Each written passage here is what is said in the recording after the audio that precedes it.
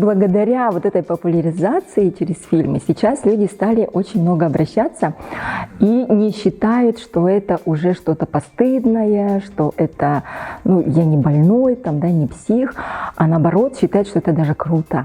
А вообще про психологов самый первый фильм на моей памяти какой был, это советский фильм «Самые обаятельные и привлекательные».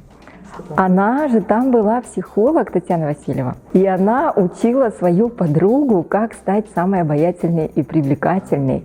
Вот. И благодаря работе психолога на протяжении всего фильма мы видим, как героиня меняется. Из последних, если говорить про российские фильмы, «Триггер», и там рассказывается про направление провокативная психотерапия. Вот. Что такое провокативная? То есть человек приходит и говорит, вот я не могу там расстаться со своим человеком, который умер. Он идет на кладбище, откапывает этого человека и говорит, вот на тебе, да, ты же не хочешь с ним прощаться. Это вот провокативная психотерапия.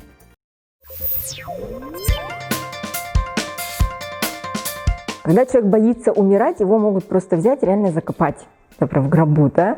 И после этого есть реально такие методы психотерапии работы со страхом смерти.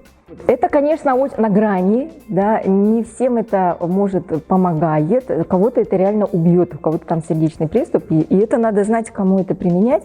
Но действительно, когда ты в рамках какого-то одного направления, и ты слишком жестоко вот так как-то вот относишься к своему клиенту, это может реально довести. Когда ты человека пробуждаешь в нем какие-то его очень негативные, сильные эмоции, это может выйти из-под контроля.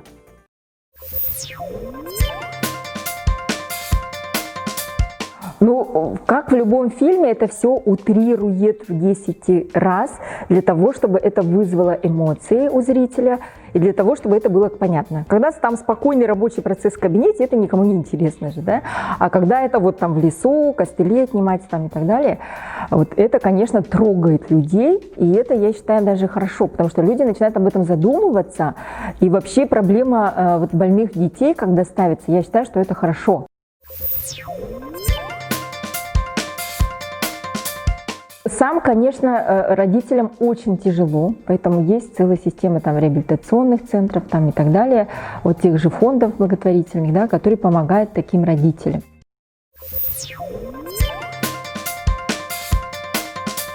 Вот про хороших психологов в фильме, если да, миллиарды. Там вот Венди Роудс, да, прекрасная женщина, и красавица, и умница, и очень успешная она и по бизнесу помогает, да, и личные какие-то дела решает.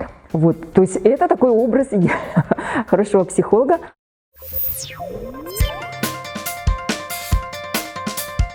А тут, казалось бы, брутальный мужик, который решает там все вопросы там, и силовыми разными методами, и он такой приходит и становится маленьким мальчиком на приеме у психолога. Да? То есть я считаю, что это тоже очень такой положительный образ психолога, который помогает всем, несмотря на то, что там какой бы ты ни был очень крутой там в жизни, там, и от тебя очень много там всего зависит, но все равно ты можешь быть иногда беспомощным, слабым, и это нормально, и ты можешь получать профессиональную помощь.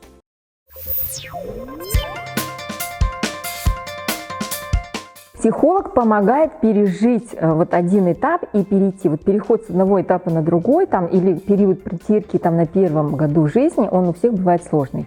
Еще выделяется почему-то там по годам 7 лет, там, 15 лет, там, еще сколько там, да. И действительно часто приходят там те, кто прожили 7 лет, там, те, кто прожили там, 15 лет. И это называется семейный кризис. И когда на приеме они могут это все проговорить, потому что основная проблема того, что люди не разговаривают.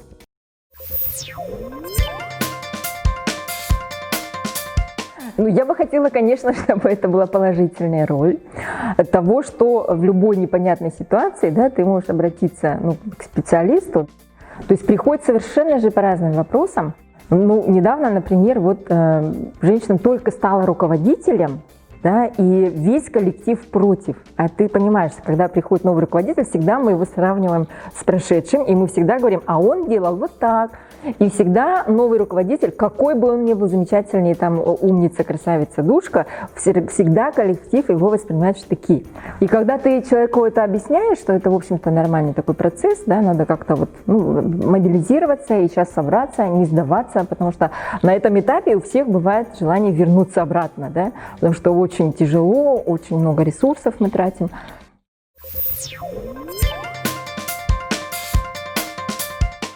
Сейчас развивается такое направление, бизнес-психологии, когда человек приходит в психологию не для того, чтобы людям помогать, а для того, чтобы заработать деньги, например. Да? Сейчас тоже такая есть тенденция. Да? Особо затрат никаких нету, но психологу ничего не надо для работы. Если врачу там надо какие-то инструменты, там, материалы и так далее, психологу вообще ничего не надо. Вот 2 стула, пожалуйста, мы с тобой можем работать. Да? Вот. И в связи с этим, получается, с минимальным вкладом ты создаешь себе какой-то бизнес. А хотя при этом у человека может быть образование, которое он получил, опять же, в интернете. Но сейчас у нас нет такого государственного учета психологов, хотя над этим очень долго бьются работы, что надо лицензировать эту профессию, что надо связать ее еще и с медициной, чтобы было еще и медицинское образование. В связи с этим есть вот такая сложность, что в профессию иногда приходят шарлатаны, как в любой, наверное, профессии, да. Бывают люди профессиональные, а бывают люди, которые, от нечего делать или некуда пойти им пришли.